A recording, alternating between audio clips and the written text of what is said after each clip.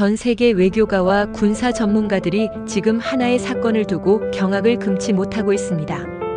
일본 정부가 내린 단 하나의 결정이 무려 22조 원이라는 천문학적인 돈을 움직이는 나비 효과가 될 줄은 아무도 상상하지 못했기 때문입니다.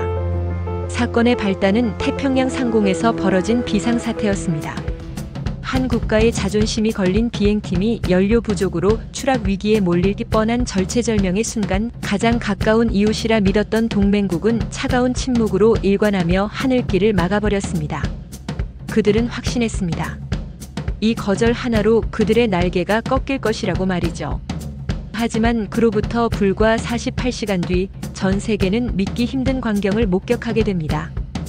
호주 대륙을 넘어 사우디아라비아 그리고 UAE의 왕실까지 지구 반바퀴를 도는 거대한 하늘의 호위 무사들이 등장한 것입니다. CNN은 이를 두고 일본 외교 역사상 최악의 자충수라 보도했고 BBC는 진정한 우정이 무엇인지 보여준 기적의 48시간이라며 극찬을 쏟아냈습니다. 대체 그날 태평양 상공에서는 무슨 일이 있었던 걸까요? 그리고 평범해 보였던 그 비행팀이 어떻게 전 세계를 감동시키고 나아가 22조 원이라는 방산 잭팟까지 터뜨리게 된 걸까요? 이 충격적이고도 감동적인 반전 드라마 뒤에는 한국이라는 나라가 지난 수십 년간 쌓은 피와 땀 그리고 신뢰의 역사가 숨어 있었습니다. 본격적인 이야기를 시작하기 전 여러분의 구독과 좋아요는 영상을 제작하는 저에게 정말 큰 힘이 됩니다. 매일 전해드리는 가슴 벅찬 해외 감동 사연, 알림 설정까지 부탁드립니다. 지금도 그날의 아침 공기가 생생하게 기억납니다. 호주 북부의 뜨거운 태양이 활주로를 달구기 시작하던 그날 새벽, 저는 평소처럼 커피 한 잔을 들고 다윈 공군기지 사령관실로 들어서고 있었습니다. 그때까지만 해도 저는 꿈에도 몰랐습니다. 제 책상 위에 울리기 시작한 전화 한 통이 제군 생활 30년 중 가장 짜릿하고 뭉클한 기억을 남기게 될 줄은 말입니다. 제 책상 위에 놓인 커피에서는 갓 내린 원두의 고소한 향기가 피어오르고 있었지만 제 기분은 그리 상쾌하지 못했습니다. 호주 다윈 공군기지의 아침은 언제나처럼 평화로웠으나 제 컴퓨터 모니터 속 세상은 그렇지 않았기 때문입니다. 습관처럼 켜둔 BBC 뉴스 사이트의 메인 화면 상단에는 붉은색 배경의 긴급 속보가 번쩍이고 있었고 그 내용은 30년 넘게 군복을 입어온 저조차도 두 눈을 의심하게 만들기에 충분했습니다. 일본 정부 한국공군 특수비행팀 블랙이글스 급류 거부라는 자극적인 헤드라인 아래에는 믿기 힘든 내용들이 적혀 있었습니다. 두바이 에어쇼에 참석하기 위해 장도에 오른 한국의 비행팀이 영토 분쟁 지역인 독도 상공에서 훈련했다는 이유로 일본 공항에서의 급류를 거절당했다는 것이었습니다. 저는 마우스 스크롤을 내리며 기사를 꼼꼼히 읽어 내려갔습니다. 군인으로서 그리고 동맹국의 일원으로서 도저히 납득이 가지 않는 처사였습니다. 아무리 외교적인 갈등이 있다고 해도 비행 중인 항공기의 연료 보급을 막는다는 것은 조종사들의 생명을 담보로 한 위험한 도박이나 다름없었으니까요. 그때 제 방문을 두드리는 소리와 함께 부관인 제임스 소령이 들어왔습니다. 그의 손에도 태블릿 PC가 들려 있었고 표정은 잔뜩 찌푸려져 있었습니다. 대령님, 이 뉴스 보셨습니까? 정말 일본이 이렇게까지 나올 줄은 몰랐습니다. 제임스가 제 책상 위에 태블릿을 내려놓으며 흥분한 목소리로 말했습니다. 저도 고개를 끄덕이며 대답했습니다. 방금 보고 있던 참이야. 제임스, 아무리 생각해도 이건 도를 넘었어. 한국에서 두바이까지는 9,000km가 넘는 거리인데 중간 기착지 없이 소형 훈련기로 이동하라는 건 사실상 가지 말라는 소리나 다름없지 않나. 제임스는 혀를 찼습니다. 맞습니다. 대령님, 기사를 보니 한국 팀의 기종이 T-50이라고 하더군요. 초음속 훈련기 기반이라 항속 거리가 길어야 1,800km 남짓일 텐데 일본을 건너뛰고 다음 급류지까지 가는 건 물리적으로 불가능합니다. 이건 명백히 한국을 국제 에어쇼에서 망신 주려는 의도로밖에 보이지 않습니다. 우리는 잠시 침묵 속에 빠져들었습니다. 같은 하늘을 지키는 파일럿 출신으로서 연료가 떨어져가는 계기판을 보며 망망대해 위를 날아야 하는 공포가 어떤 것인지 너무나 잘 알고 있었기 때문입니다. 게다가 에어쇼 개막까지 남은 시간은 단 48시간. 이대로라면 한국팀은 두바이는커녕 태평양 한가운데서 오도 가도 못하는 신세가 될 게 뻔했습니다. 안타깝지만 우리가 할 수 있는 일은 없어 보였습니다. 한국과 일본 사이의 정치적인 문제에 제3국인 호주가 끼어들 명분이 없었으니까요. 저는 씁쓸한 마음으로 커피를 한 모금 마시며 창밖의 활주로를 바라보았습니다. 뜨거운 아지랑이가 피어오르는 다윈의 활주로는 오늘도 텅 비어 있었습니다. 그때였습니다. 정막을 깨고 책상 위에 유선 전화기가 요란하게 울리기 시작했습니다. 발신자 번호를 확인한 저는 반사적으로 자세를 고쳐 앉았습니다. 수도 캔버라 국방부 작전사령실에서 걸려온 직통 전화였습니다. 다윈 기지 사령관 톰슨 대령입니다. 수화기 너머로 들려오는 목소리는 국방부 작전참모 앤더슨 장군이었습니다. 평소 격식을 따지지 않던 그였지만 오늘은 목소리에 묵직한 무게가 실려 있었습니다. 톰슨 대령 자네도 뉴스 봤겠지. 블랙이글스 것 말이야. 네 장군님 방금 확인했습니다. 일본 측의 조치가 상당히 이례적이라고 생각하던 중이었습니다. 앤더슨 장군이 짧게 한숨을 내쉬더니 단호한 어조로 말했습니다. 정부에서 결정이 내려왔네. 우리는 일본의 그런 비신사적인 행동에 동의할 수 없어. 한국은 우리의 태평양 주요 파트너이자 혈맹이야. 그들이 연료 부족으로 국제 무대에 서지 못하는 꼴을 두고 볼 수는 없다는 게 총리님의 뜻일세. 저는 심장이 쿵 하고 내려앉는 기분이었습니다. 설마 하는 생각이 머릿속을 스쳤습니다.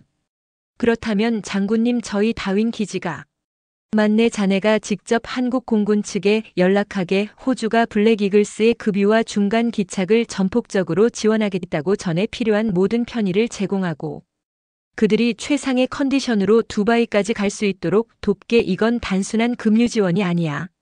우리가 친구를 어떻게 대하는지 전 세계에 보여주는 작전일세. 전화를 끊고 난 뒤에도 저는 한동안 멍하니 수화기를 내려놓지 못했습니다. 가슴 깊은 곳에서 뜨거운 무언가가 끓어오르는 것 같았습니다. 정치적 계산 때문에 동맹을 외면한 나라가 있는가 하면 친구의 어려움을 보고 망설임 없이 손을 내미는 나라도 있다는 사실이 저를 벅차게 만들었습니다.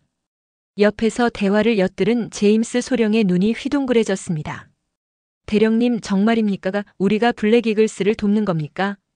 그래 제임스 지금 당장 활주로 정비팀을 소집하고 최고급 항공유를 준비해. 우리 손님들이 오신다. 저는 떨리는 손으로 한국 공군 작전사령부의 비상 연락망 번호를 눌렀습니다. 신호음이 길게 이어지는 동안 제 입술은 바짝바짝 말라갔습니다. 거절당하고 상처 입었을 그들에게 우리의 진심이 잘 전달될 수 있을까 걱정이 앞섰기 때문입니다. 뚜뚜뚜 달칵. 여보세요. 수화기 너머로 들려오는 한국어에는 지독한 피로감이 묻어 있었습니다. 저는 심호흡을 한번 크게 하고 최대한 정중하고 따뜻한 목소리로 영어로 말을 건넸습니다. 안녕하십니까? 여기는 호주 공군 다윈 기지입니다. 저는 기지 사령관 마이클 톰슨 대령입니다. 한국 공군 작전과 김준호 중령님 되십니까? 잠시 정적이 흘렀습니다. 아마도 또 다른 거절이나 항해 전화일 거라 짐작했겠죠. 네, 제가 김준호입니다. 무슨 일이십니까, 대령님? 잔뜩 날이 선 그의 목소리에 저는 천천히 그리고 분명하게 말했습니다. 중령님 뉴스를 통해 귀측이 겪고 있는 부당한 상황을 전해 들었습니다. 저희 호주 정부는 블랙이글스 팀이 겪고 있는 어려움을 묵과할 수 없다는 결론을 내렸습니다. 그래서 제안합니다. 다윈 기지로 오십시오. 저희가 급유와 정비 그리고 휴식 공간까지 모든 것을 지원하겠습니다. 제 말이 끝나자마자 전화기 너머에서는 아무런 소리도 들리지 않았습니다. 통신이 끊겼나 싶어 확인하려던 찰나 미세하게 떨리는 숨소리가 들려왔습니다. 대령님 지금 그 말씀 진심이십니까? 저희는 이미 일본에게 거절당했고 경로를 수정할 시간도 없습니다. 그런데 호주가 정말 저희를 받아주시겠다는 겁니까? 김중령의 목소리는 물기에 젖어 떨리고 있었습니다. 하루 종일 수많은 곳에 전화를 돌리며 거절당하고 낙담했을 그의 심정이 고스란히 전해져 왔습니다. 저는 웃으며 대답했습니다. 물론입니다. 중령님 친구가 어려움에 처했는데 돕는 건 당연한 일 아닙니까? 활주로는 이미 비워뒀습니다. 어서 오십시오. 저희가 기다리고 있겠습니다. 감사합니다. 대령님 정말 정말 감사합니다. 이 은혜는 절대 잊지 않겠습니다. 수화기 너머로 들려오는 흐느낌 섞인 감사 인사에 제 눈시울도 붉어졌습니다. 이것이 바로 48시간의 기적의 시작이었습니다. 전화를 끊고 나서도 가슴 벅찬 여운이 좀처럼 가라앉지 않았습니다. 수화기를 내려놓은 제 손은 미세하게 떨리고 있었고 옆에 서 있던 제임스 소령 역시 상기된 얼굴로 저를 바라보고 있었습니다. 우리는 방금 전까지만 해도 남의 나라 일이라며 혀를 차던 방관자였지만 이제는 이 거대한 드라마의 첫 번째 조연이 되기로 결심한 상태였습니다. 제임스, 지금 당장 한국 팀에 대한 정보를 좀 더 모아봐. 우리가 맞이할 손님들이 어떤 사람들인지, 그리고 이 T-50이라는 비행기가 대체 어떤 물건인지 알아야 제대로 된 대접을 할 수 있을 것 아니냐. 제 지시에 제임스는 곧장 자신의 자리로 돌아가 키보드를 두드리기 시작했습니다. 저 역시 다시금 BBC 기사를 띄워놓고 그들이 왜 하필 8기 편대로 움직이는지, 일본은 왜 그토록 민감하게 반응했는지 곰곰이 생각에 잠겼습니다. 몇 분 뒤 제임스가 불쑥 소리를 질렀습니다. 대령님, 이것 좀 보십시오. 이 친구들 그냥 훈련생 수준이 아닙니다. 제임스가 띄워준 화면은 유튜브 영상이었습니다. 2022년 영국 리아트 에어쇼 하이라이트라는 제목의 영상 속에서 검은색과 노란색이 강렬하게 대비되는 8대의 전투기가 하늘을 찢을 듯한 굉음과 함께 날아오르고 있었습니다. 저는 팔짱을 낀 채 모니터를 응시했습니다. 그리고 불과 10초도 지나지 않아 저도 모르게 입을 벌리고 말았습니다. 세상에, 저 간격이 보이나? 날개와 날개 사이가 1m도 안 돼 보여. 제임스가 흥분해서 침을 튀기며 설명했습니다. 맞습니다. 게다가 저 기동을 보십시오. 초음 속 훈련기로 저런 저속 정밀 기동이 가능하다니.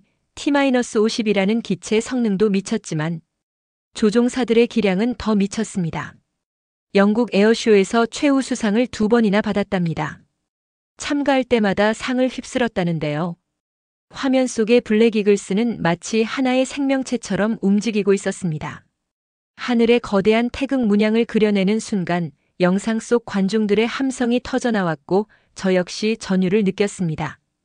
일본이 금유를 거부한 진짜 이유가 어쩌면 단순한 영토 분쟁 때문이 아니라 자국 영공을 통과하는 이 압도적인 실력의 비행팀을 보며 느낄 열등감 때문은 아니었을까 하는 합리적인 의심마저 들 정도였습니다.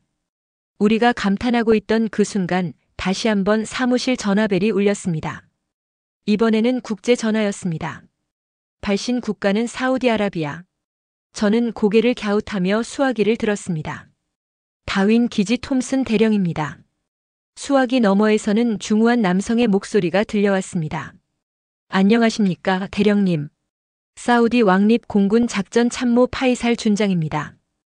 호주가 블랙 이글스를 지원한다는 소식을 들었습니다. 저는 깜짝 놀랐습니다. 우리 정부의 결정이 벌써 거기까지 흘러들어갔나 싶었기 때문입니다. 네, 그렇습니다만 무슨 문제라도 있으십니까? 파이살 준장이 껄껄 웃으며 대답했습니다. 문제라니요, 아주 훌륭한 결정을 하셨습니다. 실은 우리 사우디 정부도 가만히 있을 수 없어서 연락드렸습니다. 호주에서 금유를 마치고 나면 두바이까지 가는 길이 여전히 멀지 않습니까? 그 중간에 우리 리야드 기지를 기착지로 내어주고 싶습니다. 단순히 활주로만 빌려주는 게 아니라 숙소와 최고급 식사, 그리고 필요한 모든 정비를 무상으로 제공하라는 왕세자님의 지시가 있었습니다. 저는 귀를 의심했습니다. 사우디가 이렇게 적극적으로 나선다고? 제가 조심스럽게 물었습니다. 준장님, 호의는 감사합니다만 사우디가 이렇게까지 한국을 돕려는 이유가 무엇입니까? 파이살 준장의 목소리가 진지해졌습니다. 대령님, 한국은 우리 사우디의 사막에 랜드마크를 세워준 친구들입니다. 그들의 건설사들이 흘린 땀방울을 우리는 기억합니다. 약속을 어기지 않고 꾀부리지 않고 성실하게 일해준 그들에 대한 신뢰가 우리에겐 있습니다. 일본이 문전박대했다는 소식을 듣고 우리가 얼마나 분노했는지 모릅니다. 친구가 길바닥에 나앉게 생겼는데 안방을 내어주는 건 사막의 예법이자 도리입니다. 전화를 끊고 나서 저는 멍한 표정으로 제임스를 바라보았습니다. 제임스, 사우디가 중간 기착지를 제공하겠대. 그것도 왕실 지시로 전액 무료로 말이야. 제임스가 눈을 동그랗게 떴습니다. 와, 일이 점점 커지는데요. 호주에 이어 사우디까지. 이거 전 세계가 일본 왕따시키기 작전에 들어간 것 같습니다. 하지만 놀라움은 거기서 끝이 아니었습니다. 30분 뒤 이번에는 아랍에미리트 UAE 공군에서 연락이 왔습니다. UAE 공군 대변인 사이프 대령이었습니다. 톰슨 대령님, 사우디를 거쳐 두바이로 들어오는 블랙이글스 편대를 위해 저희가 특별한 이벤트를 준비했습니다. 저희 공군의 주력 전투기인 F-16 편대가 국경에서부터 블랙이글스를 맞이하여 두바이 에어쇼 현장까지 호위 비행을 할 것입니다. 이것은 국빈급 예우입니다. 한국의 형제들이 기죽지 않고 당당하게 입장할 수 있도록 레드카펫을 하늘에 깔아주는 것이지요. 저는 온몸에 소름이 돋았습니다. 호위 비행이라니 그건 국가 원수가 방문할 때나 해주는 최고의 예우였습니다. 단 한 번의 금유 거절이라는 사건이 호주의 금유 지원, 사우디의 기착지 제공, UAE의 호위 비행이라는 거대한 스노볼이 되어 굴러가고 있었습니다. 이것은 단순히 비행기 연료를 채워주는 문제가 아니었습니다. 지난 수십 년간 한국이라는 나라가 국제사회에서 쌓아온 신뢰라는 마일리지가 가장 위급한 순간에 빛을 발하고 있는 것이었습니다. 일본은 아마 상상조차 못했을 겁니다. 자신들이 잠가버린 수도꼭지 하나가 오히려 전 세계의 댐을 열어버리는 결과를 낳을 줄은요. 저녁이 되자 서방 언론들의 논조도 완전히 바뀌어 있었습니다. 일본의 옹졸한 처사를 비판하던 뉴스들은 이제 블랙이글스를 구하기 위한 국제연대라는 타이틀을 달고 대서특필되기 시작했습니다. CNN 앵커는 지도 위에 블랙이글스의 이동 경로를 표시하며 흥분된 목소리로 말했습니다. 보십시오. 일본이 막아버린 최단 경로 대신 호주와 중동을 거치는 이 긴 우회 경로가 우정의 항로로 명명되고 있습니다. 한국 공군은 혼자가 아닙니다. 자유진영의 국가들이 그들의 날개가 되어주고 있습니다. 저는 사무실 창밖으로 붉게 물들어가는 저녁 노을을 바라보며 생각했습니다.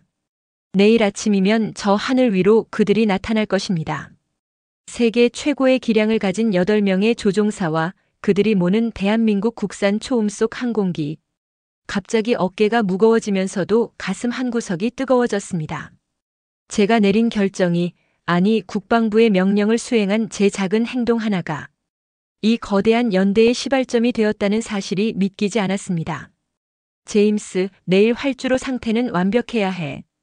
그리고 정비팀에게 일러도 한국 조종사들이 내리자마자 마실 수 있는 시원한 물과 혹시 모를 상황에 대비해 김치나 한국 음식을 구할 수 있는지도 알아봐.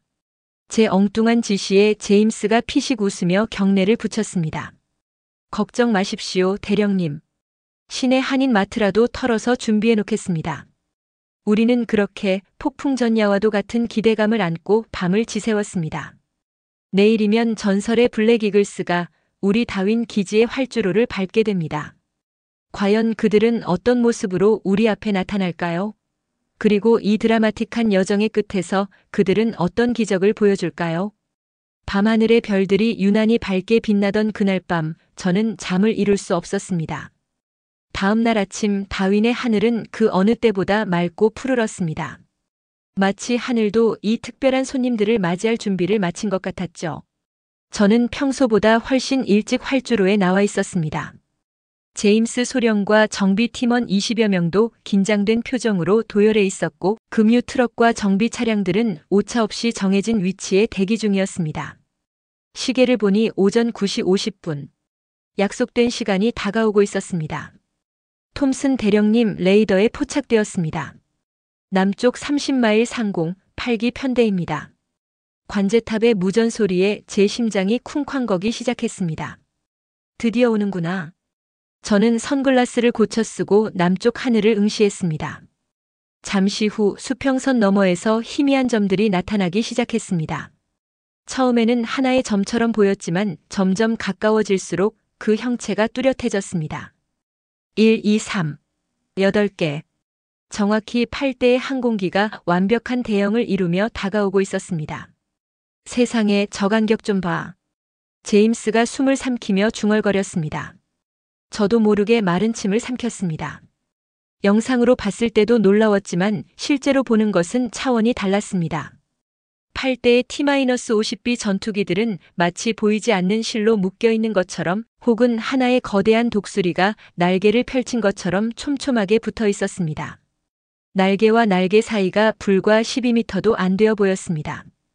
시속 수백 킬로미터로 비행하면서 저런 밀집 대형을 유지한다는 건 조종사들의 기량이 신의 경지에 이르렀다는 뜻이었습니다.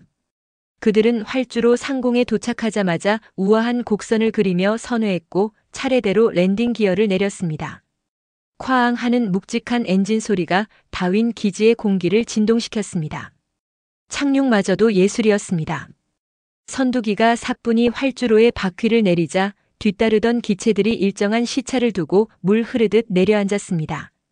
타이어가 지면에 닿을 때 나는 스키드 마크 소리조차 경쾌하게 들릴 정도였습니다. 엔진이 꺼지고 캐노피가 열리자 검은색 비행복을 입은 조종사들이 하나둘 기체에서 내려왔습니다. 헬멧을 옆구리에 끼고 당당하게 걸어오는 그들의 모습에서는 장거리 비행의 피로감보다는 강인한 군인 정신이 먼저 느껴졌습니다. 그들의 어깨에는 선명한 태극기 패치가 햇빛을 받아 빛나고 있었습니다. 저는 그들을 향해 먼저 거수 경례를 올렸습니다. 환영합니다. 호주 다윈 공군기지에 오신 것을 진심으로 환영합니다. 선두에 섰던 조종사가 절도 있게 답례했습니다. 안녕하십니까? 대한민국 공군 블랙이글스 편대장 박민석 중령입니다. 그의 얼굴은 검게 그을려 있었지만 눈빛만은 형형하게 살아있었습니다. 박 중령이 헬멧을 내려놓고 제 손을 꽉 잡았습니다. 그 악력에서 뜨거운 진심이 느껴졌습니다. 톰슨 대령님, 전화통화는 김준호 작전과장님과 하셨죠? 저는 현장을 지휘하는 편대장입니다. 대령님 덕분에 저희가 살았습니다. 정말 감사합니다. 박 중령의 목소리가 미세하게 떨렸습니다. 그 짧은 한마디에 지난 48시간 동안 그들이 겪었을 마음고생이 고스란히 담겨 있었습니다. 일본의 냉대, 경로 변경의 막막함, 그리고 기적처럼 내밀어진 호주의 손길까지. 저는 그의 어깨를 가볍게 두드려주며 웃었습니다. 천만에요, 중령님. 친구가 먼 길을 오는데 문을 열어주는 건 당연한 일입니다. 그때 제임스가 눈을 반짝이며 끼어들었습니다. 중령님, 실례가 안 된다면 기체를 좀 살펴봐도 되겠습니까? 제가 파일럿 출신이라 그런지 이 녀석들이 너무 궁금해서 못 참겠습니다. 박 중령이 흔쾌히 고개를 끄덕였습니다. 물론입니다. 마음껏 보십시오. 우리의 자부심인 T-50B입니다. 우리는 기체 가까이 다가갔습니다. 매끈하게 뻗은 유선형의 동체, 날렵한 날개, 그리고 강력한 엔진 노즐. 가까이서 보니 더욱 매력적인 기체였습니다. 이게 정말 한국에서 독자 개발한 겁니까? 제임스가 동체를 쓰다듬으며 감탄했습니다. 네, 맞습니다. 한국항공우주산업 KAI가 만든 초음속 고등훈련기 겸 경공격기입니다. 마하 1.5의 속도를 낼 수 있고 최첨단 전자장비가 탑재되어 있습니다. 박 중령의 설명에는 자부심이 가득했습니다. 저는 내심 놀랐습니다. 사실 한국이 반도체나 자동차를 잘 만든다는 건 알고 있었지만 초음속 항공기까지 이 정도 수준으로 만들어낼 줄은 몰랐기 때문입니다. 훈련기로 개발되었지만 당장 무장을 달고 전장에 투입되어도 손색이 없을 만큼 만듦새가 견고하고 정교했습니다. 이런 명품 기체를 가지고 있으니 일본이 그렇게 경계했던 건가 하는 생각이 다시금 스쳤습니다. 금유가 진행되는 동안 우리는 조종사 휴게실에서 잠시 이야기를 나누었습니다. 준비해둔 시원한 음료와 샌드위치, 그리고 제임스가 기어이 구해온 컵라면을 본 한국 조종사들의 얼굴에 환한 웃음이 번졌습니다. 와, 여기서 컵라면을 볼 줄이야. 막내로 보이는 조종사가 탄성을 질렀습니다. 그 모습을 보니 그들도 세계 최고의 조종사이기 이전에 고향의 맛을 그리워하는 평범한 청년들이라는 생각이 들어 마음이 짠해졌습니다. 박 중령이 커피를 한 모금 마시며 말했습니다. 대령님, 사실 일본이 거부했을 때 저희는 두바이 에어쇼 참가를 포기해야 하나 심각하게 고민했습니다. 하지만 호주에서 연락이 왔다는 소식을 듣고 팀원들 모두가 환호성을 질렀습니다. 단순한 금유 지원이 아니었습니다. 저희에겐 우리가 틀리지 않았다. 우리는 혼자가 아니다라는 위로와 용기였습니다. 저는 묵묵히 고개를 끄덕였습니다. 우리가 한 일은 고작 활주로를 내어주고 기름을 채워준 것뿐인데 그들은 그것을 생명의 은인처럼 여기고 있었습니다. 그들의 순수하고 뜨거운 감사 인사를 받으며 저는 오히려 제가 더 큰 선물을 받은 기분이었습니다. 군인으로서 느끼는 전후회, 그리고 국경을 초월한 인간애가 가슴속을 따뜻하게 채웠습니다. 1시간 뒤 모든 급유와 정비가 완료되었습니다. 이제 그들은 다음 목적지인 사우디아라비아로 떠나야 했습니다. 떠나는 그들을 배웅하며 저는 물었습니다. 두바이에서 멋진 공연 보여주실 거죠? 박중령이 엄지를 치켜 세우며 윙크를 했습니다. 기대하셔도 좋습니다. 호주의 은혜에 보답하기 위해서라도 역대 최고의 비행을 보여드리고 오겠습니다. 다시 굉음과 함께 8대의 블랙 이글스가 활주로를 박차고 올랐습니다. 이륙하는 모습 또한 완벽한 대형이었습니다. 다윈의 푸른 하늘로 솟구쳐 오르는 검은 독수리들의 뒷모습을 보며 저는 확신했습니다. 저들은 두바이에서 전 세계를 놀라게 할 것이다. 그리고 일본은 땅을 치고 후회하게 될 것이다. 그들이 남기고 간 하얀 비행운이 구름처럼 퍼져나가는 것을 보며 저는 제임스에게 말했습니다. 제임스, 오늘 밤 뉴스 꼭 챙겨봐라. 아무래도 우리가 전설의 시작을 목격한 것 같다. 블랙 이글스가 떠난 자리는 조용했지만 제 가슴속의 흥분은 쉽게 가라앉지 않았습니다. 그리고 며칠 뒤 제 예감은 빗나가지 않았을 뿐만 아니라 상상을 초월하는 결과로 돌아왔습니다. 그들이 다윈을 떠나고 며칠 뒤 저는 다시 사무실 모니터 앞에 앉아 있었습니다. 평소라면 밀린 서류 업무를 처리하느라 정신이 없었겠지만 그날은 도저히 일에 집중할 수가 없었습니다. 제임스 역시 제 옆에 의자를 끌어다 놓고 앉아 뉴스 채널에 시선을 고정하고 있었습니다. 우리가 쏘아 올린 작은 공이 지구 반대편에서 어떤 마법을 부리고 있는지 확인해야 했으니까요. 뉴스 화면에는 믿기 힘든 장관이 펼쳐지고 있었습니다. 사우디아라비아 리야드 기지에서 연료를 가득 채운 블랙 이글스가 UAE 영공에 진입하자 대기하고 있던 UAE 공군의 주력 전투기 F-16 블록 60편대가 그들 양옆으로 붙었습니다. 그것은 단순한 길 안내가 아니었습니다. 마치 왕을 호위하는 기사단처럼 혹은 개선 장군을 맞이하는 의장대처럼 장엄하고 깍듯한 에스코트였습니다. 앵커는 흥분된 목소리로 이 장면을 생중계하고 있었습니다. 보십시오. UAE 공군이 외국 비행팀에게 자국 영공 진입부터 착륙까지 전 구간 호위를 제공하는 건 건국 이래 처음 있는 일입니다. 이것은 한국에 대한 최고의 존중이자 일본의 금유 거부에 대한 무언의 항해 표시이기도 합니다. 화면 속 붉은 연기를 내뿜으며 날아가는 블랙 이글스와 그들을 호위하는 F-16의 모습은 그 자체로 하나의 외교적 메시지였습니다. 제임스가 주먹을 불끈 쥐며 외쳤습니다. 대령님, 저거 보셨습니까? 일본이 걷어찬 복을 중동이 꽉 잡았네요. 통쾌합니다. 정말 통쾌해요. 드디어 대망의 두바이 에어쇼 당일. 저는 인터넷 생중계를 통해 그 현장을 지켜봤습니다. 전 세계 100여 개국에서 온 군 관계자와 바이어들, 그리고 수만 명의 관람객들이 활주로를 가득 메우고 있었습니다. 미국의 F-22 랩터, 프랑스의 라팔 등 당대 최고의 전투기들이 시범 비행을 마친 후 장내 아나운서의 목소리가 울려 퍼졌습니다. 신사숙녀 여러분, 이번 에어쇼의 가장 특별한 손님을 소개합니다. 수천 킬로미터를 날아온 대한민국 공군 블랙 이글스. 관중들의 환호성과 함께 8대의 T-50B가 활주로를 박차고 올랐습니다. 이륙과 동시에 8기가 한 몸처럼 수직으로 솟구치는 장면에서부터 카메라는 흔들리기 시작했습니다. 관객들의 탄성이 마이크를 타고 흘러들어왔기 때문입니다. 그리고 시작된 공연은 말 그대로 충격 그 자체였습니다. 8대의 기체가 서로 마주보며 돌진하다가 충돌 직전에 교차하는 아찔한 기동, 하늘의 거대한 하트 모양과 태극 문양을 수놓는 정교한 연기 분사, 그리고 다이아몬드 대형을 유지한 채 360도 회전하는 본톤 룰까지. 그것은 비행이 아니라 하늘에서 펼쳐지는 발레였고 기계가 아닌 예술이었습니다.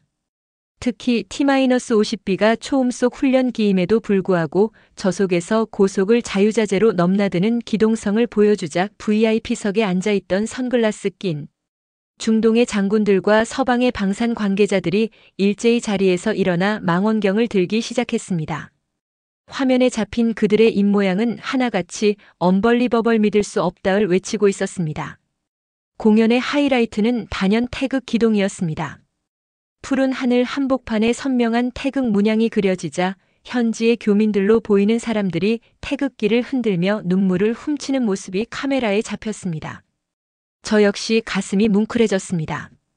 불과 며칠 전 다윈 기지에서 컵라면을 먹으며 해맑게 웃던 박중령과 조종사들이 지금 저 하늘 위에서 대한민국의 국격을 증명하고 있었습니다. 일본이 깎아내리려 했던 그들의 자존심은 오히려 더 높이, 더 화려하게 비상하고 있었습니다. 공연이 끝나고 8대의 기체가 착륙하자 관중석에서는 기립박수가 터져나왔습니다. 5분이 넘도록 멈추지 않는 박수 소리. 그것은 블랙이글스에 대한 찬사이자 그들을 이곳까지 오게 만든 불굴의 투지에 대한 경의였습니다. 제임스가 젖은 눈으로 저를 보며 말했습니다. 대령님, 우리가 저런 팀을 도왔습니다. 우리가 저 역사의 한 페이지에 숟가락 하나 얹었다고요. 저도 모르게 어깨가 으쓱해졌습니다. 그래, 우리가 정말 잘한 것 같다, 제임스. 하지만 진짜 놀라운 일은 에어쇼가 끝난 직후부터 벌어졌습니다. 뉴스는 급격하게 방산 세일즈 소식으로 도배되기 시작했습니다. 로이터 통신은 K-방산의 쾌거, 두바이 에어쇼의 진정한 승자는 한국이라는 제목의 기사를 타전했습니다. 기사 내용은 충격적이었습니다. 블랙이글스의 공연을 본 각국 국방부 장관들이 한국항공우주산업 KAI 부스로 몰려가 줄을 서고 있다는 것이었습니다. 특히 폴란드의 반응이 가장 뜨거웠습니다. 폴란드 국방장관은 현장에서 바로 T-50 계열 도입을 위한 구체적인 협상을 시작했다고 밝혔습니다. 그뿐만이 아니었습니다. 말레이시아, 필리핀, 이집트 등 경공격기가 필요한 국가들이 앞다투어 한국 측에 미팅을 요청하고 있었습니다. 블랙이글스가 보여준 퍼포먼스가 그 어떤 카탈로그나 프레젠테이션보다 강력한 성능 증명이 되었던 것입니다. 사람들은 눈으로 직접 확인했습니다. 저렇게 정교하게 움직이는 비행기라면 실전에서도 믿을 수 있다. 한국산 무기는 진짜다. 이 인식이 순식간에 퍼져나갔습니다. 화면은 잠시 일본 도쿄의 반응을 보여주었습니다. NHK 뉴스의 분위기는 침통했습니다. 일본 방산 기업들의 부스는 파리만 날리고 있었고 일본 내 여론은 정부를 성토하고 있었습니다. 고작 기름 좀 아끼려다가 수조 원짜리 시장을 한국의 통째로 넘겨줬다. 외교적 자충수가 경제적 참사로 이어졌다는 비판이 쏟아졌습니다. 앵커는 씁쓸한 표정으로 멘트를 이어갔습니다. 일본이 문을 닫았건 사이 한국은 호주와 중동의 문을 열었고 이제는 세계 방산 시장의 문까지 활짝 열어젖혔습니다. 그 뉴스를 보며 저는 전율을 느꼈습니다. 정의구현이라는 단어가 머릿속을 스쳤습니다. 남을 해하려던 의도는 결국 자신에게 돌아오고 선의로 베푼 행동은 예상치 못한 축복이 되어 돌아온다는 옛말이 하나도 틀리지 않았습니다. 그때였습니다. 제 이메일 알림이 띠링하고 울렸습니다. 발신인은 리퍼블럭 오브 코리어 에어포스 대한민국 공군. 그리고 제목은 감사의 편지였습니다. 하지만 그 메일에는 단순한 감사 인사보다 더 놀라운 내용이 담겨 있었습니다. 그것은 제가 평생 군 생활을 하면서 받아본 가장 충격적이고도 영광스러운 소식이었습니다. 떨리는 손으로 이메일을 클릭하자 박민석 중령이 보낸 장문의 편지가 화면을 채웠습니다. 내용은 정중하고 담백했지만 그 안에 담긴 소식은 문자 그대로 메가톤급이었습니다. 대령님, 두바이에서의 성공적인 비행을 마치고 저희는 지금 폴란드로 향하고 있습니다. 방금 들어온 소식을 가장 먼저 대령님께 전해드리고 싶었습니다. 이번 에어쇼와 연계된 방산협력회의에서 대한민국은 폴란드와 FA-50 경공격기 48대 수출 계약을 체결했습니다. 또한 K2 전차와 K9 자주포를 포함한 총 수출 계약 규모는 약 22조 원에 달할 것으로 예상됩니다. 대령님이 열어주신 그 하늘길이 대한민국 방산 수출의 고속도로가 되었습니다. 호주가 베풀어준 우정을 우리 대한민국 공군은 영원히 기억할 것입니다. 저는 22조 원이라는 숫자를 보고 제 눈을 비볐습니다. 0이 몇 개인지 세어보기도 힘든 천문학적인 금액이었습니다. 제가 건 전화 한 통이 48시간의 기적을 만들었고 그 기적이 나비 효과가 되어 22조 원이라는 거대한 국익으로 연결된 것입니다. 옆에서 화면을 같이 보던 제임스가 입을 딱 벌린 채 아무 말도 하지 못했습니다. 한참 뒤에야 그가 쉰 목소리로 중얼거렸습니다. 대령님, 우리가 지금 무슨 짓을 한 거죠? 그냥 기름 좀 넣어줬을 뿐인데 그게 22조 원이 됐다고요. 네, 그랬습니다. 우리는 단지 친구가 목이 마르다고 해서 물 한 잔을 건넸을 뿐인데 그 친구는 사막에서 금광을 발견하고 돌아온 셈이었습니다. 그날 밤 전 세계 뉴스는 한국의 방산 잭팟 소식으로 뜨겁게 달아올랐습니다. 외신들은 한국 무기의 우수성을 집중 조명하며 가성비와 납기 준수 능력 그리고 블랙이글스가 증명한 압도적인 성능을 극찬했습니다. 반면 일본의 분위기는 초상집 그 자체였습니다. 일본 언론들은 사설을 통해 정부의 근시안적인 외교를 맹비난했습니다. 고작 자존심 하나 세우려다 22조 원의 시장을 한국에 헌납했다. 일본의 폐쇄적인 태도가 전 세계 방산 시장에서 일본을 고립시켰다는 자조 섞인 목소리가 터져 나왔습니다. 한 일본 네티즌이 쓴 댓글이 제 눈길을 끌었습니다. 한국은 하늘을 날았고 일본은 땅을 팠다. 우리가 문을 닫을 때 세계는 한국을 향해 문을 열었다. 그것은 뼈아픈 진실이었습니다. 신뢰는 하루아침에 쌓이는 것이 아니지만 무너지는 것은 한순간이라는 것을 일본은 가장 비싼 수업료를 내고 배운 셈이었습니다. 일주일 뒤 호주 국방부로부터 저에게 훈장 수여 통보가 내려왔습니다. 국제 협력 증진과 동맹 강화에 기여한 공로였습니다. 하지만 저에게 진짜 훈장은 따로 있었습니다. 그것은 바로 박중령이 보내준 사진 한 장이었습니다. 두바이의 푸른 하늘을 배경으로 8명의 블랙이글스 조종사들이 엄지손가락을 치켜 세우고 찍은 사진이었습니다. 사진 하단에는 서툰 영어로 이렇게 적혀 있었습니다. To our true friend 오스트레일리아, 우리의 진정한 친구 호주에게. 저는 그 사진을 인쇄해서 집무실 가장 잘 보이는 곳에 걸어두었습니다. 군 생활 30년 동안 수많은 작전을 수행했지만 이보다 더 자랑스러운 전리품은 없었습니다. 제임스가 커피 2잔을 들고 들어와 제 옆에 섰습니다. 대령님, 소식 들으셨습니까? 내년에 호주 아발론 에어쇼가 열리는데 블랙이글스가 참가를 확정했답니다. 이번에는 우리가 정식으로 초청했대요. 정말인가? 네, 그리고 그때는 다윈 기지도 방문해서 우리 기지 대원들을 위한 특별 에어쇼를 보여주겠다고 약속했답니다. 저는 웃음을 터뜨렸습니다. 다시 만날 날이 벌써부터 기다려졌습니다. 창밖을 보니 다윈의 저녁 노을이 붉게 타오르고 있었습니다. 며칠 전 저 하늘을 수놓았던 검은 독수리들의 비행우는 사라졌지만 그들이 남기고 간 감동과 신뢰는 제 가슴속에 그리고 전 세계인의 뇌리에 선명하게 새겨졌습니다. 이번 사건을 통해 저는 한 가지 확실한 진리를 깨달았습니다. 진정한 힘은 최신형 무기나 거대한 자본에서 나오는 것이 아니라 어려울 때 손을 내밀어주는 용기와 신뢰에서 나온다는 것을 말입니다. 한국은 그 자격을 충분히 갖춘 나라였고 블랙이글스는 그 증거였습니다. 48시간의 기적은 끝났지만 우리의 우정은 이제 시작입니다. 언젠가 다시 저 하늘 위로 태극마크가 날아오를 때 저는 가장 먼저 활주로로 달려나가 그들을 맞이할 것입니다. 마이클 톰슨 대령의 이야기는 여기까지입니다. 여러분, 오늘 들려드린 이야기 어떠셨나요? 일본의 견제로 날개가 꺾일 뻔했던 대한민국 공군 블랙이글스가 호주와 전 세계의 도움으로 비상하여 결국 22조 원의 신화를 써내려간 감동적인 실화였습니다. 위기를 기회로 바꾼 대한민국의 저력, 그리고 진정한 친구를 알아보는 세계의 눈이 만들어낸 기적 같은 이야기였습니다. 지금 이 순간에도 보이지 않는 곳에서 국위를 선양하고 있는 대한민국의 모든 분들에게 뜨거운 박수를 보냅니다. 오늘 이야기가 감동적이셨다면 구독과 좋아요, 그리고 알림 설정 부탁드립니다. 저는 다음에도 가슴 뜨거워지는 해외 감동 사연으로 다시 찾아오겠습니다. 시청해주셔서 감사합니다.